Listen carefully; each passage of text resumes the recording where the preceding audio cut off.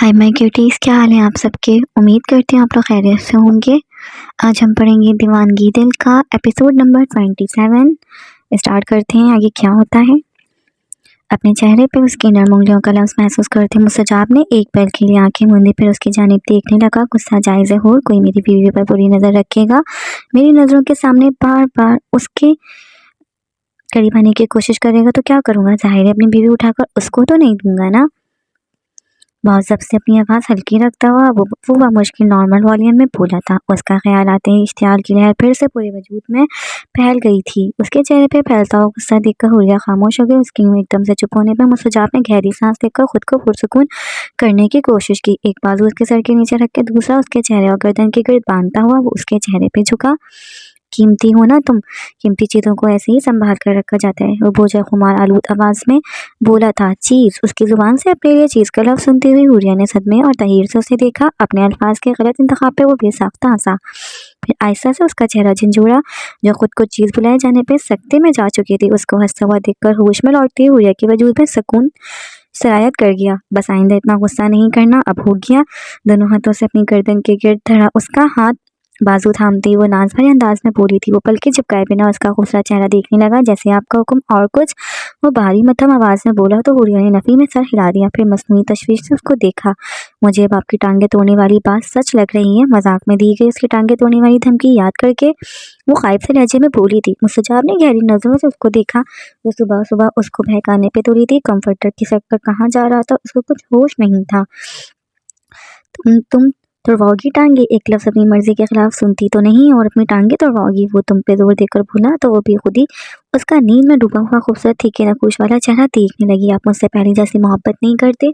उसकी आवाज़ सुनते मुझे जब आपको एक पल में याद आया कि रुखसती के बाद जब एक ही कमरे में रहते हुए भी वो उससे मैसर नहीं थी तो वो कैसे उसके पीछे पीछे फिरता था। उसकी लबों पर गहरी मुस्कुराहट फैल गई, क्योंकि उससे आप बहुत ज़्यादा करता हूँ। उसकी गर्दन के गिर्द बाजू बांधे बांधे वो उसके बालों में उंगलियां फेरता हुआ बोला था। उसका इजहार सुनती हुई ने सुकून से आंखें मूंद ली। होठों पे खुद ब खुद खूबसूरत सी मुस्कुराहट फैल गई थी। मान गई हो, उसके चेहरे पर पहली सरशार सी मुस्कुराहट देखता हुआ वो बोझिल आवाज़ में बोला। उसको खफा करके खुद को ही बेसुकून हुआ था। उसके इब्तिसार पे हुरिया ने आंखें मूंदे मूंदे नफ़ी में सर हिला दिया। तुम्हें पता है, तुम्हें राज़ी रखना दुनिया का सबसे मुश्किल काम है। उंगलियों की पुश उसके माथे पे टिकाता हुआ आहिस्ता आहिस्ता उसके चेहरे पे ट्रेस करने लगा। इतनी मिन्नतें करवाती हो, माफिया मंगवाती हो, फिर भी नहीं मानती। कभी तो राजी भी हो जाया करो। उसकी भारी आवाज़ सुनकर अपने होठों पे उसकी उंगलियों का लम्स महसूस करते हुए हुरिया की मुस्कुराहट मजीद गहरी हुई थी। तो ना करे मिन्नतें, किसने कहा है, अभी भी वैसे ही बात करे ना जैसे रात को कर रहे थे। वो नाज भरे अंदाज में बोली तो उसकी थोड़ी से नीचे उसकी गर्दन पे उंगलियां सरकाते हुए मुस्तजाब ने भूजल सी आंखों से उसका चेहरा देखा। उसका गुरूर भी जायज़ था, वो खुद ही उसके बगैर नहीं रह सकता था। क्या करूं, तुम्हारे प्यार का लालची हूँ, तुम्हारी मोहब्बत चाहिए। हुरिया की गर्दन से होती हुई उसकी उंगलियों की पुश उसके दिल के मुकाम पर सिरकने लगी तो उसने बेसाख्ता उससे मुखालिफ सिमत करवट बदली। उसके ऊपर झुकते हुए मुस्तजाब ने मजबूती से उसके गिर्द बाजू बांधते हुए उसकी पुश अपने सीने से लगाई थी। कल तुमसे बात नहीं की, कितनी मुश्किल से गुजरा पूरा दिन, खत्म ही नहीं हो रहा था। यूं लग रहा था सदियां बीत गईं। उसके गाल के ऊपर अपना चेहरा रखता हुआ उसको अपने दिल का हाल सुनाता वो उदास से लहजे में बोला तो उसकी बेकरारी पे वो ना चाहते हुए भी मुस्कुरा दी। जब जानते हैं कि एक दिन भी नहीं रह सकते तो फिर पहले खफा क्यों करते हैं, मसला क्या है आपका। मुस्तजाब ने गहरी नजरों से उसका क्या कई सरापा देखकर कंफर्टर खिसक के कहीं और ही पहुंच चुका था। यूं करवट के बल लेटने से उसके भरे भरे दिलकश सरापे का एक एक खम एक एक उभार मजीद उजागर हो रहा था। तुम्हारा क्या मसला है, सुबह सुबह उठकर कौन लगता है इतना खूबसूरत। उसकी आवाज़ मजीद भारी हुई थी। उसको फिर से पटरी से उतरता हुआ देखकर अपनी हालत से यकसर बेनियाज हुरिया ने कसमसाकर उसका चेहरा अपने चेहरे के ऊपर से हटाने की कोशिश की। हर वक्त पलट वो मसनूई खफगी से बोली थी। वो मजीद मजबूती से उससे लिपटा नहीं करूंगा तो फिर रोगी। उसकी भारी सरगोशी पे हुरिया ने खफगी से उसको देखने की कोशिश की पर हिल ना पाई। उसके चेहरे के ऊपर अपना चेहरा धरे वो मजबूती से उसको अपने बाजुओं में कैद किए हुए था। आपको बस रुलाना ही आता है, आप बस रुला ही सकते हैं, वो जताती हुई आवाज़ और शिकायती लहजे में बोली थी। उसके गाल पे मध्यम सा नीलाहट माइल निशान देखते हुए मुस्तजाब ने बेसाख्ता उस पर अंगूठा फेरा, फिर नरमी से उसे सहलाते हुए उस पे होंठ रखकर आहिस्ता से चूमा, निगाहें खुद ब खुद उसके सरापे पर फिसली थी। उसकी गर्दन, कंधों, बाजुओं और सीने पे जा बजा अपनी शिद्दतों के निशान देखकर उसके गले में बेसाख्ता गिल्टी उभरकर मासूम हुई। मुझे और भी बहुत कुछ आता है जो फिर तुम्हारी बर्दाश्त से बाहर हो जाता है। अपने कान में उसकी मायने खैर सरगोशी सुनती हुई हुरिया के जहन में एकदम उसका रात वाला अंदाज लहराया था। दिल जोर से धड़कने लगा। ये देखो, उसके सर पे हाथ रखते हुए मुस्तजाब ने उसका चेहरा नीचे की जानिब झुकाया तो उसने सख्ती से आंखें मींच लीं। पहली बार अपनी हालत का एहसास हुआ था। उसने इधर उधर हाथ मारते हुए कंफर्टर अपने ऊपर खींचने की कोशिश की जो पता नहीं कहाँ जा रहा था। तुम्हें क्या आता है, तुम हो किसी काम की? जितना कंफर्टर उसने खींचा था, खुमार आलूद बहकी निगाहों से उसको देखते हुए मुस्तजाब ने उसकी कोशिशों पे पानी फेरते हुए उसे मजीद नीचे खिसका दिया। बस मुझसे लड़ना आता या फिर मेरे सामने जुबान चलाना, जरा सा पास आऊं तो जुबान गुम हो जाती है। अपनी बिखरी हुई हालत और खुद पे गड़ी उसकी निगाहों के इर्तिकाज पे वो अपने आप में सिमटने की बेसूध सी कोशिश करने लगी। ना खुद को देख सकती हो, उसकी सख्ती से बंद लंबी घनी लरजती हुई पलकें देखकर मुस्तजाब ने उसका मुलायम सा हाथ मजबूती से अपने हाथ में जकड़ा। आवाज जज्बात में बहकर मजीद भारी हो रही थी। जहन में वो रात लड़ाई जब कांपते हाथों में शावर जेल थामे वो बाथरूम की दीवार से टेक लगाए खड़ी थी। ना छू सकती हो, गंभीर सरगोशी नुमा आवाज ने उसके कान में बोलते हुए उसने अपने हाथ में जकड़ा उसका हाथ उसके होठों पे रखा। अपनी पूरों की लम्स अपने होठों पर महसूस करती हुई हुरिया ने सख्ती से मुट्ठी भींच ली। ना तुम्हारे हाथ चलते हैं मुझे पीटने के सिवा किसी और काम में? उसकी मुट्ठी खोलकर हाथ नीचे सिरकाते हुए मुस्तजाब ने अपना अंगूठा उसकी हथेली पे जमाते हुए उसे फिर से मुट्ठी बंद करने से रोका था। जरा सा कुछ कह दो तो रंग उड़ जाता है। उसकी जज्बात से बोझल आवाज सुनती अपनी गर्दन पे सरकती हुई अपनी उंगलियों का लम्स महसूस करती हुरिया ने अपने बेजान पड़ता हाथ बिल्कुल ढीला छोड़ दिया। उसकी सांसें बिल्कुल उसकी आवाज़ की तरह बोझल होने लगी थी। जितनी मोहब्बत मैं करता हूँ कोई और कर सकता है? अपने हाथ पे जकड़ा उसका बेजान सा हाथ उसके सीने पे सरकाता वो पता नहीं कहाँ से कहाँ पहुँचा था। अपने उस बेजान हाथ तले भी सूर्या को अपना दिल पूरी तरह धड़कता हुआ महसूस हुआ। पूरा जिस्म नम होने लगा था। प्लीज़ अपना हाथ खींचने की कोशिश करती वो कमज़ोरी सी बेचैन आवाज़ में बोली। कुछ महसूस हुआ? उसको मज़ीद सख्ती से जकड़ता हुआ मुस्तजाब उसके कान पे लपकता हुआ जज्बात से जोर आवाज़ में बोला था। मैं भी बिल्कुल ऐसे ही बेबस होता हूँ। उसकी शर्म से हारी बातें सुनती हुई हुरिया ने सख्ती से आंखें मीची। उस पे तजाद उसकी हरकतें शर्म से जैसे उसका दूर दूर तक कोई वास्ता नहीं था। फिर यूं बहका कर कहती हो हर वक्त फ्लर्ट। उसके पैरों के तलों को अपने अंगूठे से सहलाता उसके पेट से सरकाता वो उसका हाथ मजीद नीचे ले जाने लगा। नहीं करें प्लीज़, वो बस अब रो देने वाले थे। क्यों, पहले बताओ क्या हो रहा है? उसके कान में घुसता हुआ उसका हाथ उसके पेट से नीचे टांगों के बीच सरकाता हुआ मजीद बेशर्म हुआ। प्लीज़ मत करें, उसकी बर्दाश्त ने जवाब दिया था। उसकी हालत देखते मुस्तजाब ने एकदम से उसका हाथ छोड़ दिया। फिर उसको बाजू से थाम कर सीधा करता हुआ उसके ऊपर आया। जब सह नहीं सकती तो क्यों उकसाती हो? उसकी भीगी आंखें देखता हुआ वो उसके सुर्खी मैल भरे भरे होठों पे आहिस्ता से दांत खाड़ कर बोला था। फिर उसकी लंबी सुराहीदार गर्दन पे झुकता हुआ अपने शिद्दत भरे अंदाज में चूमने लगा। आपको मज़ा आता है मुझे तंग करके? वो रुंधु ही आवाज़ में बोली तो वो एक पल के लिए ज़ेरे लब मुस्कुराया। बहुत। उसके कान में झुकता हुआ वो गंभीर सरगोशी में बोला था। फिर दीवानावार उसके चेहरे को चूमने लगा। उसके शिद्दत और दीवानगी भरे लम्स से वो मजीद बहने लगी थी। उसके बाल पीछे करते दोनों हाथ उसके सर पे जमाते मुस्तजाब ने उसके माथे पे लब रखे। रात में तुम्हें मज़ा नहीं आया था? कितना रो रही थी? अब ठीक से करता हूँ। उसके गुदास नम सरापे पे हाथ फेरता हुआ फिर से उसके कान में झुका था। हुरिया ने लरस कर पलकें मींच ली। उसकी आंखों को चूमता हुआ वो उसे अपनी मदहोश करती शिद्दतों से रोशनास करवाने लगा। नाश्ता करने ऑफिस जाने के लिए तैयार वो मसरूफ से अंदाज में फ़ोन पे कुछ देख रहा था।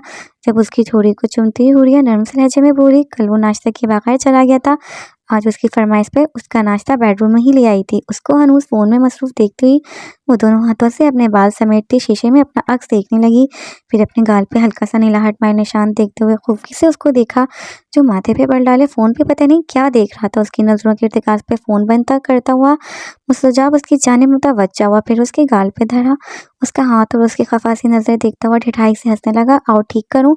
उसका चेहरा अपने दोनों हाथों में थामता हुआ फिर से वहाँ झुका तो उसके सीने पे हाथ रखती हुई हुरिया ने एकदम से उसको पीछे किया और ज़्यादा शिद्दत से हंसने लगा। क्या करोगी अब? हर वक्त अपने भाई की धमकियाँ देती हो, अब किससे शिकायत लगाओगी? दीवार घिरे शीशे में अपना अक्स देखता हुआ बालों में उंगलियां फेर कर बोला। फिर दोबारा से उसकी जाने पलटा। जलब पीछे यूं ही खफासी नज़रों से उसको देख रही थी। मैंने कहा आईना मैं 2 सेकंड में तुम्हारा दिमाग ठोस कर सकता हूँ। उसका जबड़ा अपने हाथ में थाम कर उसका चेहरा झंझोड़ता हुआ वो आहिस्ता से बोला। फिर उसके कंधे पे बाजू फैलाता हुआ उसे साथ ले सोफे पे आ बैठा। मज़ा नहीं आया वैसे? अभी ठीक से डरी नहीं तुम? उसकी मुसलसल तादीबी नज़रों के जवाब में वो उसे मज़ीद चिढ़ाने किसी अंदाज में बोला था, मैं डर गई तो फिर पास नहीं आऊँगी, छोड़कर चली जाऊँगी। नाश्ते की ट्रे करीब खिसकाती हुई हूरिया ने निवाला बनाते उसकी जानिब बढ़ाया। इतनी ज़ालिम हो, पहले अपनी आदी बनाकर फिर छोड़कर चली जाओगी। गहरी नज़रों से उसको देखता मुस्तजाब गंभीर आवाज़ में बोलता उसके हाथ से नाश्ता करने लगा। उसकी तरफ खिसकती हुई हूरिया ने उसके गर्दन में बाजू हायर किए। शाम में डेंटिस्ट के पास चले। उसके मासूम से अंदाज में किए गए इफ्तितार पे वो फिर से ठिठाई से हंसने लगा।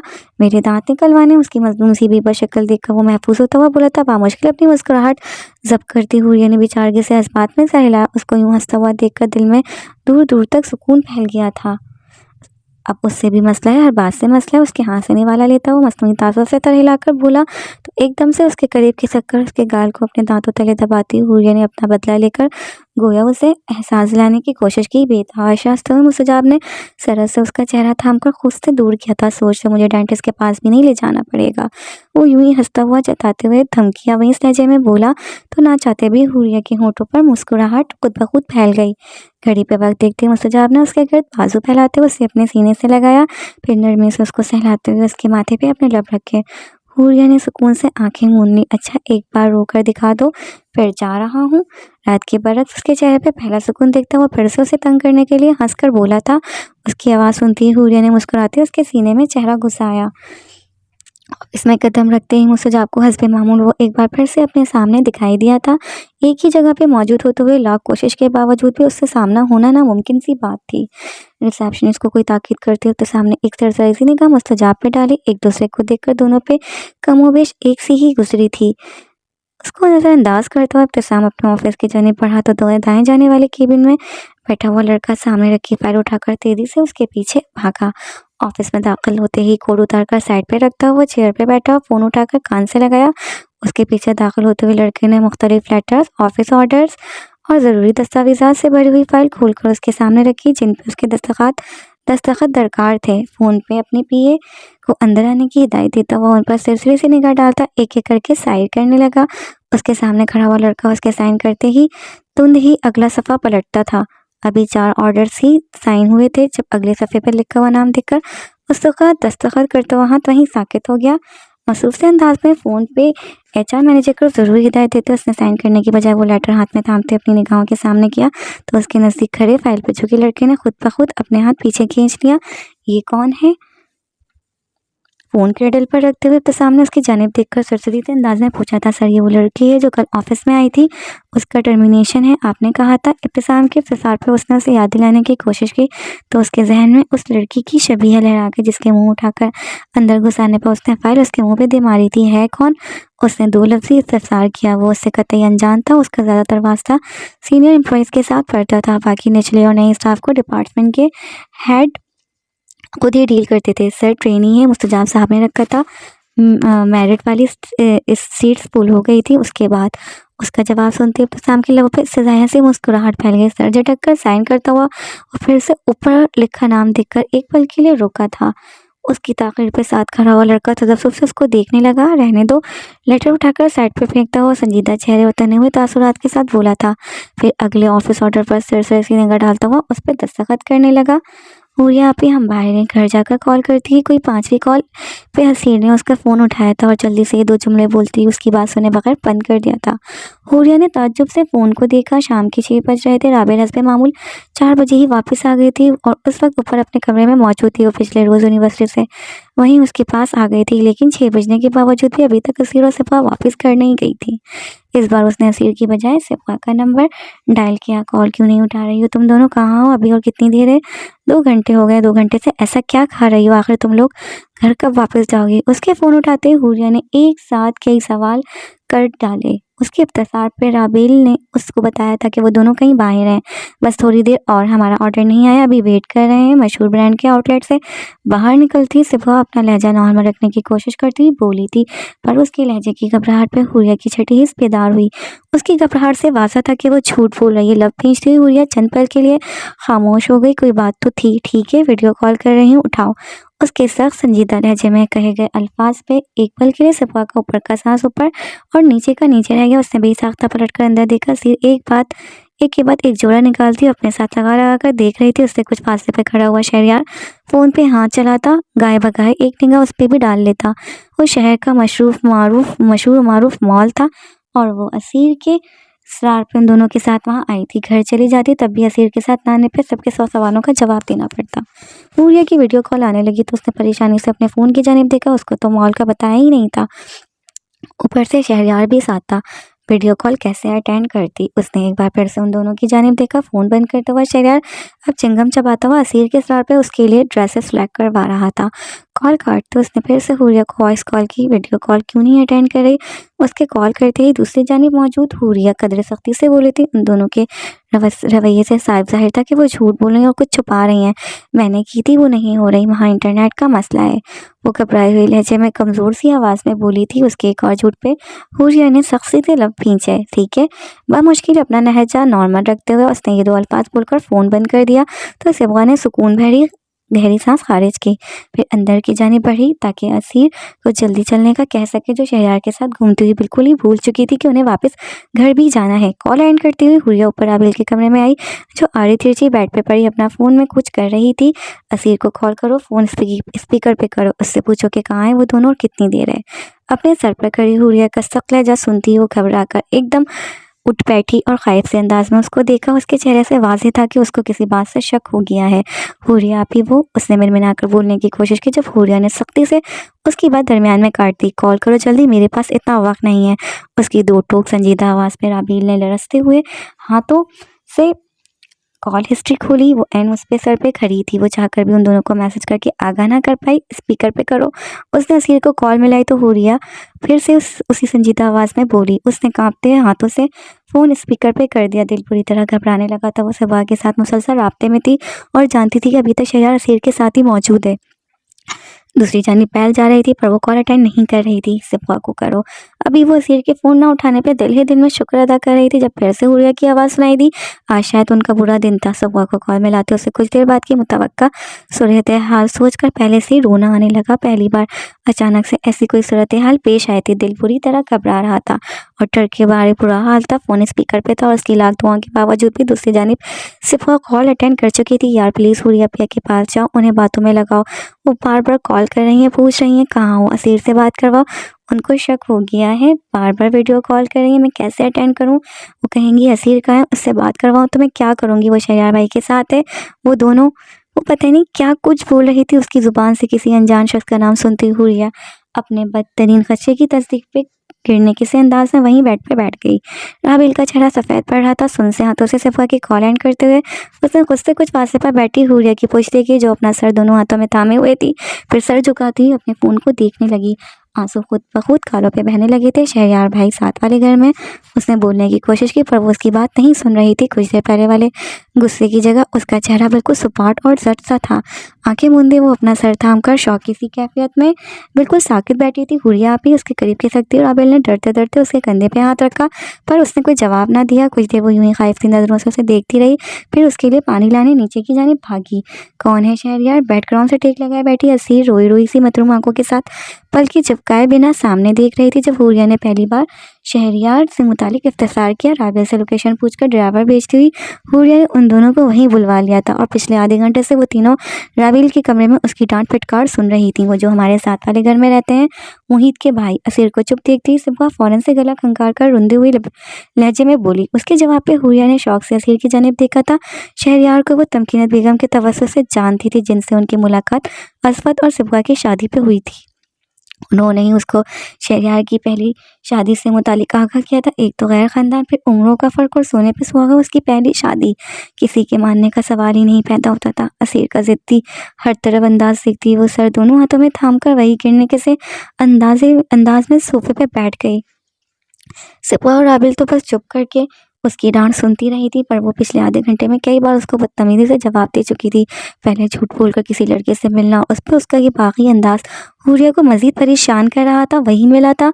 चेहरा उठाकर असीर को देखते ही वो सख्ती से बोली तो उसकी जुबान से निकले हुए अल्फाज पे उन तीनों का दिल एकदम बिल्कुल रुक सा गया। उसके लहजे की शदीद नागवारी उन्हें ये बावर करवाने के लिए काफ़ी थी कि उसके लिए वो कितना नाकाबिले कबूल था। बाकी सब तो बाद में आते, अगर वही इतनी सख्त खिलाफ थी तो फिर शायद वाक़ई नामुमकिन था। शहरयार भाई बहुत अच्छे हैं, आप प्लीज़ एक बार उनसे मिलने प्लीज़। अपनी जगह से उठते ही सिम्हा एकदम से उसके कदमों में आ बैठी और उसके घुटनों पे हाथ रखती ही मिन्नत भरे अंदाज में बोली, मेरे मिलने से कुछ नहीं होता जब मैं जानती हूँ कि कोई नहीं मानेगा। उसका हाथ झटकती हुरिया सख्ती से बोली थी। वो चाहकर भी उन्हें कोई झूठी उम्मीद नहीं दिला सकती थी। उस असवद का नाम लेते लेते सिम्हा झिझक कर रह गई। उन्होंने असीर से प्रॉमिस किया था कि वो उसकी शादी वहीं करेंगे जहाँ वो बोलेगी, चाहे वो हमारी फैमिली का ना हो। उसने हुरिया को असीर से किए गए सद के वादे से मुतालिक आगाह किया तो हुरिया ने सख्ती से उसकी बात दरमियान में काट दी।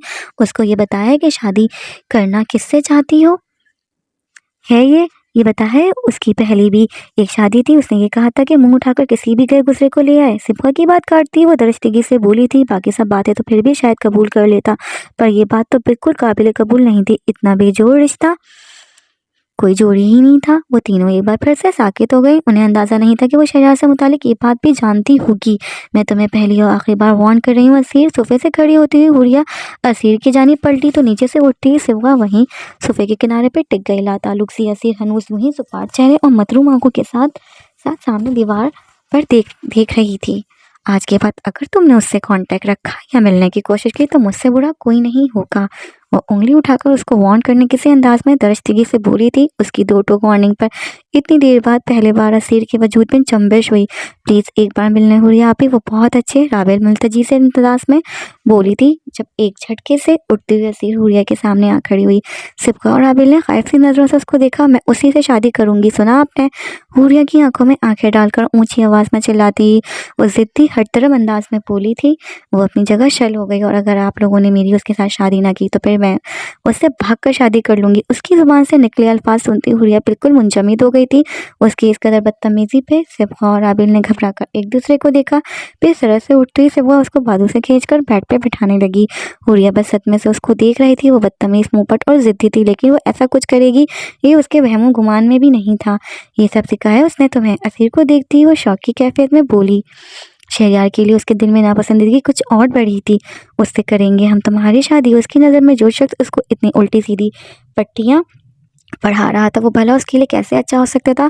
कुछ देर वो यूं ही खड़ी असीर को देखती रही, जो गुस्से से होंठ पीछती हुई गहरे सांस लेती, फिर से सामने देख रही थी, फिर बाहर की जानिब बढ़ गई। उसको अचानक से कुछ याद आया था। जब बाहर जाती जाती वो एकदम से वापस पलटी और साइड टेबल पे पड़े हुए उन तीनों के फ़ोन उठाए। उनके फ़ोन अपने कब्जे में लेती वो फिर से बाहर की जानिब बढ़ी थी। जब होश में लौटती हुई राबेल उसके पीछे भागी। हुरिया अभी प्लीज़ मेरा तो दे दें। उसको नज़रअंदाज करती हुई हुरिया ज़ोरदार आवाज़ से दरवाज़ा बंद करती हुई नीचे की जानिब बढ़ गई। अब क्या होगा? अगर शहरयार भाई ने कॉल की, उसके पीछे जाने का इरादा तर्क करती हुई राबेल उन दोनों के पास आ बैठी और परेशानी से बोली, फ़ोन पासवर्ड से। पर अगर शहरयार की कॉल आती तो ऐन मुमकिन था कि वो अटेंड करके उसको खरी खरी सुनाती। सिब्गा ने परेशानी से असीर को देखा, जो हनूस वहीं साकित जामिद बैठी थी। उससे जैसे अब किसी बात की परवाह नहीं थी। वो एकदम खड़ी होकर दरवाज़ा खोलती बाहर निकली और नीचे जाकर फिर वापस से असीर और राबेल के पास आ बैठी। नीचे उसामा की आवाज़ आ रही है, तुम जाओ उसका फ़ोन लेकर आओ। शहरयार भाई को फ़ोन करके कहते हैं कि वो असीर के नंबर पर कॉल ना करे। वो घबराए हुए लहजे में राबेल से बोली थी। उसके बाद फिर राबेल लब खींच कर खामोशी से नीचे देखने लगी। मैं नहीं ला सकती, मेरी उससे लड़ाई है, वो आहिस्ता से बोली थी। उसके साफ इनकार पर सिब्गा को जी भर के उस पर गुस्सा है। कितनी सालफिश हो। उसकी ज़ुबान से अपने लिए सालफिश का लफ्ज़ सुनती राबेल ने नाराज़गी से उसको देखा। अगर वो नीचे मौजूद भी था तो यकीनन हुरिया के साथ ही होता, और हुरिया के सामने भला वो कैसे उससे फ़ोन मांग सकती थी। थोड़ी देर रुको, असद भाई की कॉल आएगी तो वो खुद तुम्हारा फ़ोन दे देंगी। सिब्गा से बोलती वसीर की जानिब मुतवज्जा होकर उसे हिलाने लगी, जो कब से बुत बनी बैठी थी। फ़ोन और वॉलेट साइड टेबल पर रखते हुए मुस्तजाब ने चौंक कर ऊपर नीचे रखे हुए सिब्गा, राबेल और असीर के फ़ोन देखे। वो कुछ देर पहले ही ऑफिस से लौटा था और दिन में बारी चाहते हुए भी उस शख्स की शक्ल देखने के बाद सुबह वाली खुशगवारी यकसब गायब हो चुकी थी। मुठभर से कमोबेश पिछली रात जैसा ही था। क्या हुआ खैरियत? घड़ी उतारकर साइड टेबल पर रखता हुआ वो अपने पीछे आती हुरिया की जानिब मुड़ा तो उसके सवाल पे वो एकदम ब्लैंक हो गई। हाँ, बस ऐसे ही पढ़ती नहीं है और वह फ़ोन पे टाइम ज़ाया करती रहती हैं। वह मुश्किल खुद को संभालती वो वक्त बोली थी, फिर उसका कोट थामती खालिद जहनी से सोफे की जानिब बढ़ गई। दिमाग बिल्कुल शल हो गया था। भागकर हुरिया के पीछे अंदर आती है सिब्गा मुस्तजाब को देखकर एकदम से वहीं रुक गया। अस्सलाम वालेकुम, उसको सलाम करती हुई तिरछी निगाहों से साइड टेबल पर पड़े फ़ोन देखती हुई खामोशी से वहीं सोफे पर हुरिया के नज़दीक बैठ गई। उसामा किसी काम से मुस्तजाब के साथ ही आया था और अब वापस आ चुका था। सिब्गा के सलाम का जवाब देते हुए ड्रेसिंग रूम की जानिब बढ़ गया तो वह सरल से उठकर हुरिया के कदमों में आ बैठी। प्लीज़ सिर्फ एक बार मिल लें। वो बिल्कुल भी गए गुजरे नहीं हैं, आप मिलेंगी तो आपको अच्छे लगेंगे। ये असीर अपनी तरफ से फजूल बोलती है, वो कोई उसको भगाकर शादी नहीं करने वाले, वो ऐसे नहीं है, वो बहुत सीरियस हैं, बिल्कुल मुस्तजाब भाई और मुस्तजाब भाई जैसे। उसके कदमों में बैठती वो हल्की सरगोशी आवाज़ में मुसलसल उसकी मिन्नत कर रही थी, वो तो मान भी नहीं रहे थे। असीर ने खुद उन्हें अप्रोच किया था, उन्होंने बहुत समझाया था प्लीज़ एक बार मिल लें, वो इतने इंटेलिजेंट और इतने हाई क्वालिफाइड है, उनकी फैमिली भी इतनी अच्छी है, प्लीज़ बस एक बार मिल लें। हुरिया ने भी बस इसे उसकी जानिब देखा, कोई जोर नहीं है सबको क्या कहेंगे। ऐसी क्या मजबूरी थी जो यूं एक पहले से शादीशुदा इंसान के साथ उसकी शादी कर दी। एक निगाह ड्रेसिंग रूम के बंद दरवाजे पर डालती वो उसे समझाने के से अंदाज में परेशान लहजे में बोली थी। दिमाग उस एक बात में इतनी बुरी तरह उलझा था कि ये भी भूल गया था कि उनके यहाँ तो खानदान से बाहर भी शादियां नहीं होती।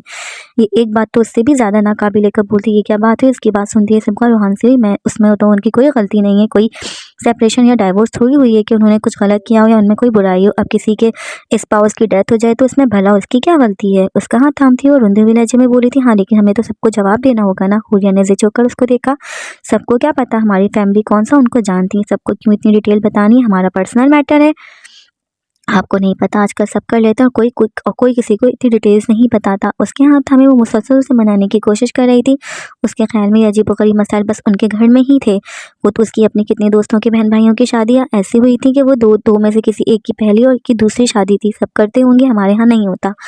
हुरिया ने बेबसी अपना सर दोनों हाथों में थामा। वो बच्ची थी, वो उसे नहीं समझा सकती थी। प्लीज़ मान जाए, मेरा ट्रस्ट करें, आप उनसे मिलेंगी ना तो आपको वो बहुत अच्छे लगेंगे। अभी वो मजीद बोलती पर दरवाजे की आवाज़ पे एकदम चुप हो गई। मुस्तजाब चेंज करके बाहर आ रहा था। हुरिया के कदमों से उठती वो फौरन से अपने तासुरात नॉर्मल करती सोफे पे आ बैठी और मौजू तब्दील करती हुरिया से इधर उधर की बातें करने लगी। जाओ उन तीनों को बुला कर लाओ। सुबह के 7 बज रहे थे जब किचन में दाखिल होती हुई हुरिया सुस्ती से मुलाजमा से बोली। सर हिलाकर बाहर निकलती वो सीढ़ियों की जाने बढ़ी थी जब सिबगा और आबिल को नीचे आता देखकर वापस से किचन में आ गई। ये ले लो। उन दोनों को देखकर हुरिया मेज़ की जानिब इशारा करती हुई बोली थी जहाँ उन तीनों के फ़ोन पड़े थे। हुरिया की आवाज़ सुनती ही राबिल भागकर अपने फ़ोन की जानिब बढ़ी, फिर पलटकर सिबगा को देखा जो फ़ोन उठाने की बजाय शराफत से चेयर पर बैठी हुई उसके इस कदर बेताबी पे गुस्से से उसको देख रही थी जिसे कुछ ज़्यादा ही आग लगी थी। राबिल ने एकदम गड़बड़ाकर हाथ पीछे खींचा, फिर फ़ोन उठाए बगैर उसके साथिया बैठी। क्या है? उन्होंने खुद बोला है कि ले लो। उसकी उससे बड़ी नजरों के जवाब में वो ठिठक कर सरगोशीनुमा आवाज में बोली थी। असीर कहाँ है? उन दोनों की जानिब देखती हुई हुरिया ने थके थके ऐसे लहजे में पूछा। पूरी रात तो उसी परेशानी में से ठीक से नहीं सो पाई थी। उससे पहले कि उन दोनों में से कोई जवाब देता तन पन करती असीर किचन में आई और एक झटके से टेबल पर अपना फोन उठाती किसी की तरफ देखे बिना ही बाहर की जानिब बढ़ गई। असीर, हुरिया ने वहीं बैठे बैठे उससे पीछे से पुकारा था, रुको, नाश्ता करके जाओ। चेयर से उठती हुई परेशानी से उसके पीछे बढ़ी जो उसकी आवाज़ पर ध्यान दिए बिना तेज कदम उठाती हुई बाहर की जानिब बढ़ रही थी। उसने रात को भी कुछ नहीं खाया था। असीर उसके पीछे आती हुई ने उसका बाजू थामा तो एक झटके से पलटती हुई असीर ने गुस्से से उसका हाथ झटका, नहीं करना, मुझे नाश्ता खुद कर लें। ऊंची आवाज में चिल्लाती वो बदतमीजी से बोली थी, आपको क्या तकलीफ है मैं नाश्ता करूं या नहीं करूं? वो फाड़ खाने वाले लहजे में बोली तो उसकी इस कदर बदतमीजी पर हुरिया सुनोकर उसको देखने लगी कि जने मौजूद से और आबिल भी तेजी से उठकर बाहर लॉन्च में आई थी। कोई ज़रूरत नहीं आपको मेरी झूठी फिक्र करने की। अगर आपको मेरी इतनी फिक्र होती तो आप मेरा साथ देती। ऐसी होती है मैंने, आई हेट यू, रुंधे हुए लहजे में बोलती वो रुके बगैर पलटकर बाहर निकल गए। बेडरूम से निकलते हुए मुस्तजाब ने उसके आखिरी अल्फाज सुनकर हुरिया की जानिब देखा जो जर्द चेहरे के साथ लॉन्च के बीचों बीच खड़ी थी। फिर कदम उठाते हुए उसकी जानिब आ गया। आ जाओ। उसका जर्द चेहरा और गालों पे बहते हुए आंसू देखकर वो तसल्ली देने के से अंदाज में उसके कंधे पे बाजू फैलाता हुआ बोला था। फिर उसे साथ ले किचन की जानिब बढ़ा। यकीनन उसने किसी बात पे असीर को डांटा था जिसके जवाब में वो उससे बदतमीजी कर रही थी। मसला तो रात से ही चल रहा था। किचन में आती हुई राबिल आयशा से अपना फ़ोन उठाकर असीर की पैरवी में उसके पीछे ही बाहर की जानिब बढ़ गई। सबा ने एक नज़र हुरिया पे डाली जो पहले से ही परेशान थी और असीर की बदतमीजी के बाद बाकायदा रोने लगी थी। उसको एकदम असीर पे शदीद गुस्सा आया। दिल किया कि बाहर जाकर उसका मुंह तोड़ दे। हुरिया की जानिब बढ़ते उसने दोनों बाजू उसके गले में हायल किए और शिद्दत से उसका गाल चूमती हुई सख्ती से उससे लिपट गई। जाओ, देर हो जाएगी। उसको थपकती हुई थके थके से लहजे में बोली थी। कुछ देर वो यूं ही खड़ी रही, फिर उससे अलग होती हुई दोबारा से उसका गाल चुमती अपना फ़ोन उठाकर बाहर की जानिब बढ़ गई। कुछ नहीं होता, आओ नाश्ता करो। सिपा के जाने के बाद उसको साथ साथ लगाता हुआ मुस्तजाब नाश्ते की मेज़ तक लाया तो वो बददिली से उसके साथ बैठ गए। मुलाजमा माहौल का बढ़ता हुआ तनाव देखकर पहले ही खामोशी से खिसक चुकी थी। उसके साथ वाली चेयर बैठते हुए मुस्तजाब ने झुककर उसकी नाक पे लब रखते हुए आहिस्ता से चुमा। क्या खाओगी? उससे इंतजार करता हुआ खुद ही उसकी प्लेट में नाश्ता निकालने लगा था। बाहर आकर गाड़ी में बैठती हुई सिबगा ने खा जाने वाली निगाहों से असीर को देखा। तमीज़ नहीं है तुम्हें, बदतमीज़। उसको जिन छोड़ दी दूसरी जानिब बैठी राबिल पे धक्का देती वो गुस्से से बोली थी। उसकी जानिब देखे बगैर उसका बाजू झटकती असीर खुफत मिटाने के लिए जानबूझकर अपने फ़ोन में मसरूफ़ हो गई। दूसरी जानिब बैठी हुई ताल्लुक सी राबेल इतने घंटों बाद फ़ोन मिलने पे पहले से ही उसमें मगन थी। शाम के 5 बज रहे थे जब शहरयार ऑफिस से निकला। आज खिलाफ मामूल कुछ ज़्यादा ही देर हो गई थी। फ़ोन खोलकर असीर की लगातार कॉल्स और मैसेज देखते हुए उसने गाड़ी में बैठकर उसका नंबर डायल किया। रात को उसने एक बार उसे कॉल की थी, ना उसने उसकी कॉल अटेंड की थी और ना ही कोई रिस्पॉन्स दिया था। और ऐसा इतना अरसे में पहली बार हुआ था, वरना तो वो जैसे हर वक्त उसके कॉल के इंतज़ार में ही बैठी होती थी। कहाँ हैं आप? आपसे कब से कॉल्स कर रही हूँ। कॉल अटेंड करते ही वो रोए से लहजे में बोली तो शहरयार एकदम ठिठक गया। वो आवाज़ से ठीक नहीं लग रही थी। बिजी था क्या हुआ? गाड़ी स्टार्ट करते उसने तशवीश से पूछा। मुझे पिक कर ले, मैं वेट कर रही हूँ। उसकी बात सुनकर फ़ोन कान से हटाते हुए शहरयार ने अपने चेहरे के सामने लाकर हैरानगी से वक्त देखा। शाम के 5 बज रहे थे। अभी तक यूनिवर्सिटी है। फ़ोन कान से लगाता हुआ हैरतज़दा लहजे में बोला। उस वक्त वो जा चुकी होती थी। आ रहा हूँ। उसकी खामोशी पे संजीदा लहजे में बोलते हुए शहरयार ने फ़ोन बंद किया और गाड़ी का रुख उसकी यूनिवर्सिटी की जानिब मोड़ दिया। वो वहीं यूनिवर्सिटी में उसका इंतजार कर रही थी। सबा और आबिल की हज़ार मिन्नतों पे भी वो शहरयार से मिले बगैर उनके साथ चलने पर राज़ी नहीं हुई थी।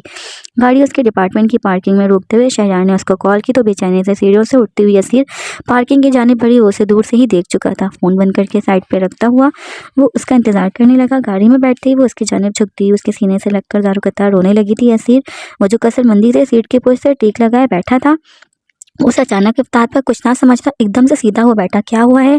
दानिश का उसको ना छूने की कोशिश में अपना बाजू फ्रंट से टिकाते हुए उसने तशवीश से पूछा। परेशानी फितरी थी। पहले वो कल शाम उससे मिलने के बाद इतने घंटों के लिए गायब हो गए थे और अब आते ही एकदम से रोने लगी थी। सब देख रहे हैं। असीर बाहर से गुजरते इक्का दुक्का स्टूडेंट्स को देखता हुआ बेचारगी से बोला था। हुरिया आपी को पता चल गया। उसके सीने से लगी तारों कतार रोती ही वो हिचकियों के बीच बोली तो एक पल के लिए वो बिल्कुल ब्लैंक हो गया। क्या? वो नासमझी से बोला था कि मैं आपसे मिलती हूँ और ये भी कि कल शाम में आपके साथ थी। उन्होंने मुझे बहुत डांटा है। उसकी आवाज़ सुनते ही शहरयार ने बेबसी से आंखें मीची।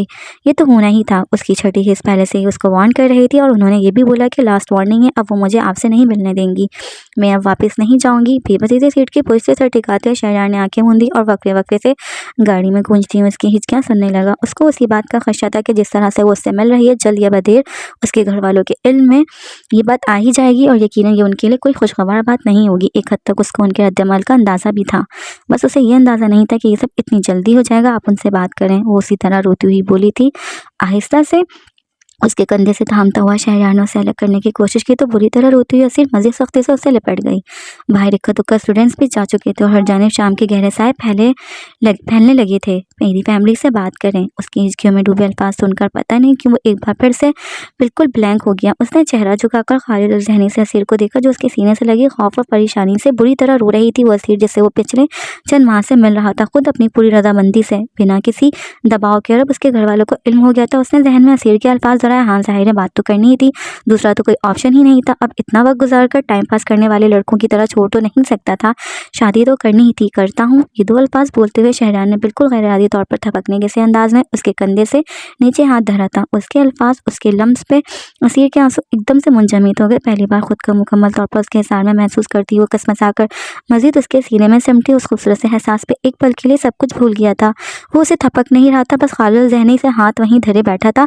शहरयार ने आहिस्ता से गला खंगाला।